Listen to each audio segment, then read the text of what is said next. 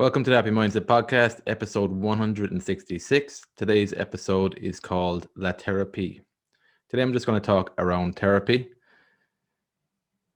Broadly split into three different categories. You got the professional setting, you got friends group, and you got activities you can engage in that are therapeutic in nature.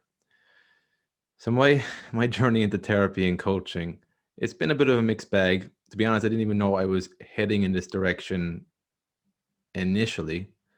I thought I was just learning about the mind, state of mind. I didn't realize I was on the path towards healing and therapy and really getting at the core of my issues. So mine's been a mixed bag because I didn't know what therapy was at the start. I think in society today, I think it's improved the stigma that was there around therapy. I think it's more open today that people are willing to say that I'm in therapy or I'm just genuinely working through my problems and want to be a better person. Even that phrase, I'm in therapy, I think the stigma is around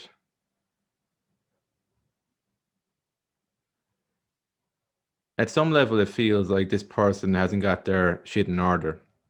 I think that's partly why there's a stigma there. Also, I think it's because people who stigmatize their therapy just haven't really thought about what therapy is, what purpose it serves.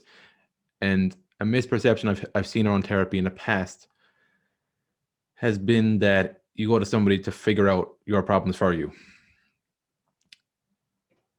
See, the problem here is that there's an element of truth to this, and I've experienced this myself, that you can go to people, go to coaches. I've been to coaches before around state of mind, and I didn't actually find it that helpful towards the end. I found it helpful at the beginning to get a general understanding of the mind, a general understanding that uh, I'm not special, that there's other people going through similar problems to me, and that gives you a sense of not being alone.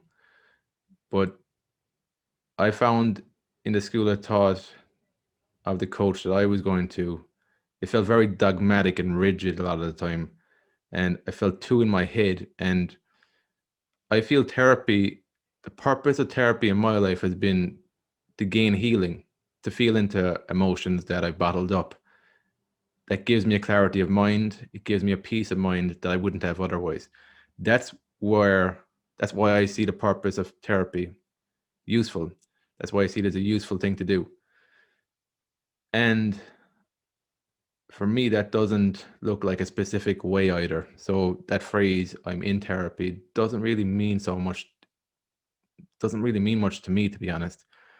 Because, like I said, like I'm even talking about today, three broad categories of therapy. I don't ever feel like I'm in therapy. I feel like I don't ignore what's going on for me, and I let my intuition guide me in the direction of whatever insights, whatever healings I need to go through to progress with my life. That's the way I see it. I don't see it as like I go to therapy to fix myself to go back into normal life. I actually feel that normal life is what makes us need to go to therapy in the first place, because we get so disoriented and so confused about who we are and our place in the world that we're a mess from living in the world unconsciously. So I'd be more worried about the people who stigmatize therapy and don't know what it is than the people who know what it is and find their own flow with it. So in the professional context there, I've gone to hypnotherapists, I've gone to coaches. I haven't, the talk therapy I think has been indirect. And that I guess leads on to the friends group here. What I found from genuinely engaging with this, I've had better interactions with people, and the people in my life now today that I consider friends, it's a lot healthier than it was in the past in my university years and in my early 20s. In my early 20s, I didn't really know, I didn't have a sense of myself. My self-esteem and my sense of self was very tied into other people. So I had no real sense of self that wasn't in relation to other people, which is a very harmful way of being, because you don't have a sense of self outside of the self you feel you are in relation to other people. And when that's your almost entire sense of self, then there's a self-image in there that you're putting up to the world that you feel like you have to maintain at all times. And it's a very dysfunctional way of living. So in the professional context, when it comes to therapy, the things I would look out for in hindsight now, I pay attention to the feeling. How are you feeling in the therapeutic setting? So in the therapeutic setting, you will have to face uncomfortable issues, resolve uncomfortable things within you. That's a good thing. That's not a bad thing. That's where growth is. But in the therapeutic setting, you shouldn't feel a sense of judgment, and you shouldn't feel a sense of somebody with preconceived notions, the therapist having preconceived notions about what your problem is. It should be an environment where you feel listened to, you feel heard, and you feel safe enough to explore the aspects of your life that you were afraid to do before, that you were afraid to face before. That's the feelings I would pay attention to. I wouldn't necessarily pay so much attention to the rationalization of the therapist. I would pay attention to your own critical thinking. Is your own critical thinking improving? Are you seeing reality more clearly from fiction more easily? Are you able to determine what you can control, what you can't control a bit easier? Are your interactions with other people improving? They're the things I would pay attention to. Yeah, if I had to do it back over again. Well, that's the way I'm kind of moving forward with things. So what you'll notice when you're engaging with therapy in the professional setting, it'll start rippling out into other aspects of your life. This is the joy of it. It's like meditation, mindfulness. You don't just compartmentalize that to have 5 minutes of peace. You do that because you want to have that experience of what that feels like, and it spreads out, it ripples out into the rest of your life. So that's what you'll find when you become more psychologically healthy, when you come more in touch with yourself, with your feelings, with your intuition. Your interactions with other people will improve because you'll notice when you've got interactions that don't feel good, that aren't moving in a good direction, and you'll be more willing to face why is it the way it is. You'll be more willing to say no when your impulse is to say yes. That's gradually, it's those small little things you notice and the small decisions you make that will gradually start to improve your life in the long term. It'll start moving you in a direction that you feel is a good fit for you. That's the friend setting there. You'll notice that you'll become closer to friends you might already have that you weren't expecting to become closer to. You'll meet new people also who are on a similar path to you. It's actually quite an exciting time when you're dealing with your own problems. Because when you're dealing with problems, you'll spot opportunities better, and you'll be able to be more creative more. You'll feel more peace to yourself. You'll feel less like your emotional state is dependent on achieving these results that society conditions you to go after. That's part of the problem why you go to therapy in the first place. If you're so wrapped up in this image society puts in your mind of what you should look like and who you are, therapy is a good outlet to start undoing a lot of the damage there. And that doesn't mean that you don't need to come, that you can't engage with society thing. I just feel like the healthy balance is realizing that your emotional state isn't dependent on these goals that society will set yourself, that you'll pick up off from society. Like once you can separate that out, there's a bit more playfulness there. So when you don't achieve goals, you can look at it more objectively. You don't waste a lot of time being in a self-pity party. It's all those types of things that you save time, you save energy, you save heartache, and then you genuinely engage with the things that are heartbreaking. So you learn the lessons more. So you're moving through those processes in a more healthier way. So like when you do have actual grief in your life, you're not afraid of feeling the grief. It goes through you. I guess it will go like in my life, I feel like when you're not resisting these emotions, you actually learn what you need to learn from that. And the process is a lot quicker than when you're not engaging with it because it doesn't go away. The other thing you'll notice with the friends group is that certain friends right now will drop out of your life because you're changing, the dynamic of the relationship must change. If the other person isn't changing, they still want that dynamic, you'll gradually find that you'll just drift apart. And that's not a bad thing. Don't hold on to your current circumstances if you don't know exactly what the dynamic is. And the thing is, in my life, I've never known what the dynamic was. Only it was in hindsight that I understood it, the dynamic with the contrast. But the thing is, with life happens. People move in their own directions anyway. So I think the wise option is to intentionally move in the direction you want to move, in the direction that feels good to you. And then my philosophy has just been let the chips fall where they may. If I want a life where I genuinely engage with life, then the people who also want that will start talking to me a bit more and finding where I am a bit more. That's where my chips, let the chips fall where they may philosophy for me anyway. It's the same way, like if somebody's a compulsive liar, I think at the start of their life, they'll get away with it when there's a lot of people naive to the world and aren't really sure how life works. I think in your 20s, you start to wisen up to the world and people in it. So if you're a compulsive liar all throughout your 20s, you're still a compulsive liar in your 30s. I think the trajectory there is that people who just can't stand that, who want to have an honest life, who want to be honest with themselves as much as possible, who want other people who are compassionate and honest, they won't want to be around compulsive liars, and they'll see them more clearly over time also, because that behavior just gets worse. It's like any addiction. I look at compulsive lying as an addiction. Any addiction just progressively gets worse until the person who's addicted wakes up one day and starts to heal from that. So the way I feel that kind of turns out is that somebody who's a compulsive liar will just find themselves around people who are also dishonest, and they'll be in that little echo chamber, not realizing that there's another experience of life they can have that is a bit more genuine, a bit more honest. So if you're intentional about that, you can use the same principle. You can go, I want to actually have a life now where I feel like there's meaning to my life, there's purpose to my life. I like my interactions with people. I like who I am. If those are your goals at the outset, then with this chips, let the chips fall where they may philosophy, then you can start moving in that direction.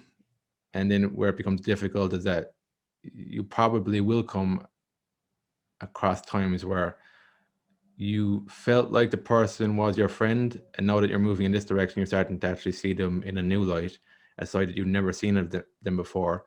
It'd be much easier to look away and pretend that that side doesn't exist. But now that you've chosen this path, the pain, you have to process that pain. That's what therapy thing's helpful again, is that therapy will help you to face uncomfortable truths, uncomfortable emotions that are stopping you from moving forward right now. So just on to the activities again. So the activities in my life that have been therapeutic have been writing, podcasting. It's primarily podcasting, writing. Coding helps me with the critical thinking and dealing with frustration, doing difficult things. Writing is difficult too, but I actually enjoy writing. And because I'm just expressing myself and finding my own style, I'm just expressing feelings, emotions, thoughts that I actually get I get a lot of joy from it, a lot of clarity from it. So I don't see writing as much as a frustration. I see it as more of an exploration, an inner self-discovery process. And but because of my value of, like I said, like I mentioned already, I value critical thinking, I value emotional intelligence, and I value being in touch with my intuition. There are three things that other people can't give me. So my primary outlet of therapy is self-therapy. That's why I engage in a podcast every week. That's why I write every week. And that's also why I talk to different people on my podcast, in the conversations I have, because they give me different perspectives, different ways of thinking, and I synthesize and assimilate all that knowledge into my own world. So that's why different schools of thoughts have always served me well. And I also like that in other people. Like even if somebody's a psychologist, I'd like to go to the psychologist who's also a biodynamic massage therapist, or has got other strings to their bow, because that shows to me that this person isn't married to that one school of thought, that they see the schools of thoughts as ways to improve the human being. So it focuses on the human being, mind, body, spirit. They're looking at different modalities to see how can we improve the person, how can we help them with their problems, how can we help them heal. So they're not married to one solution being the correct solution, because like I've mentioned in a few podcasts already, that's a pit I see people stuck in for a long time. And it's a very black and white way of thinking, very limited way of thinking. Obviously, there's other cases, I guess, where people specialize in something, they still maintain an open mind. I think it's just once you're maintaining an open mind, that's the key thing. I've just found when you're bouncing between schools of thoughts, it helps you to keep your mind open a lot easier than if you specialize. You're not even aware what your blind spots are because you're not genuinely engaging with other schools of thoughts. That's what I've grown to learn anyway, with the different approaches, different modalities. And it also ties to my belief that you have to work on a mind, body, spirit level. You can only go so far with the mind.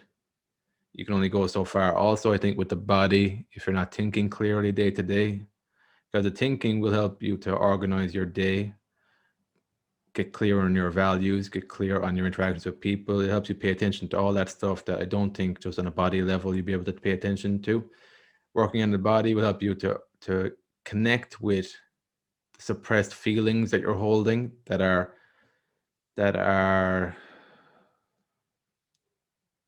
what's the word? That are just kind of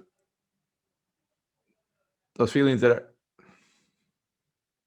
the word's completely gone from me, but it's basically when you're not in touch with suppressed emotions, they will just be wreaking havoc with your life without you ever seeing it. So you're blinded to them. And I'm sure it happens in my life too, but because I'm aware that that's there, at least when I'm aware of it, I will consciously work on that stuff. So I don't as much fear that. No, not as much anyway. And on the spirit level, I've just found what working on the spirit level just gives you an open-mindedness, an extreme open-mindedness. So when I think about the spirit level, I think of awareness, and that's about it. I think of energy and awareness, that's who I am at the core. And just think of the amount of open-mindedness you get from that. And it just makes life worth living, I feel, when you. So I suppose with that, it's not something I think about, it's something I feel. It's something I'm open to feeling in myself.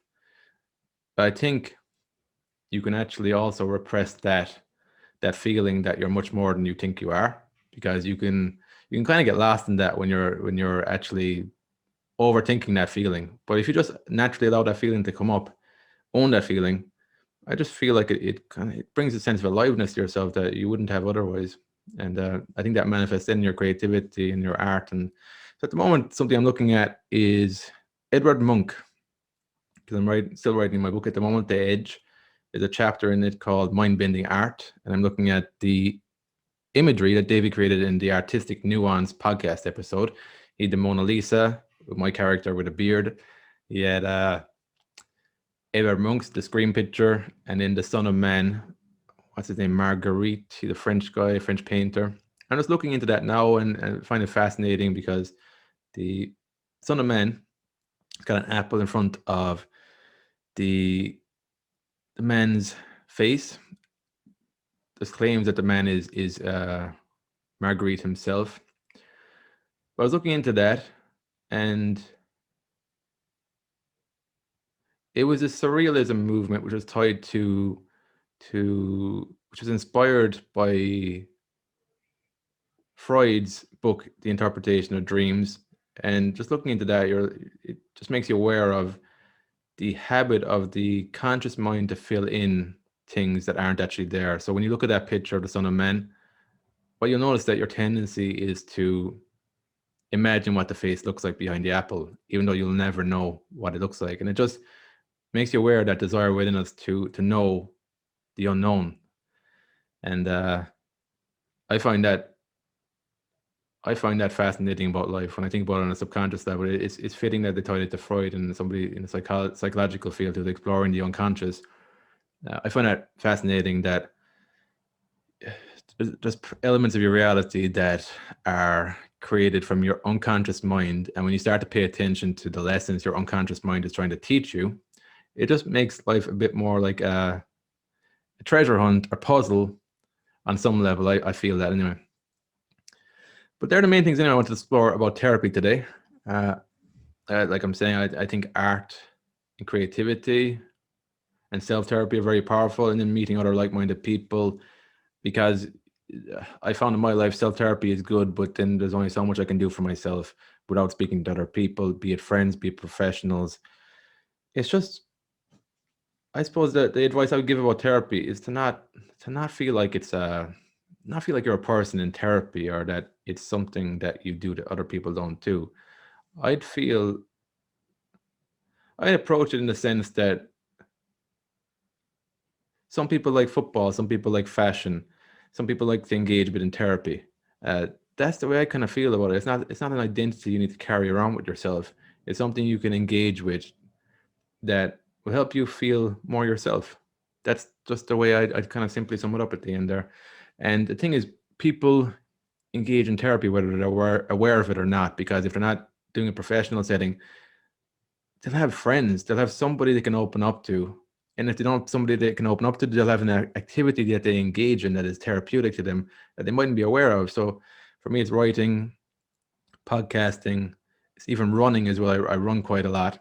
Other people can be the gym, it can be football, it can be music, it can be dance. There's so many ways of engaging in therapy that we don't tend to think of as therapy. So it's a thing that everybody engages in. It's just a matter of getting clear on what's your form of therapy, what's going to be most beneficial to you. And then when you're clear on that, you'll just make more time for it because you see that it's of value to you in your life. It's actually making you a better person who like is making the lives of other people around them that little bit easier than if they weren't engaging in their forms of therapy. So that's it anyway. If you'd like to support the podcast, then go to happymindset.com. There's a few options there. You can join us in a monthly Zoom call. We'll be talking about stuff on that Zoom call, like we talk about in this podcast. It's just a place where you can be yourself, talk through things, and just meet other people as well. And yeah, on the website, you find my book.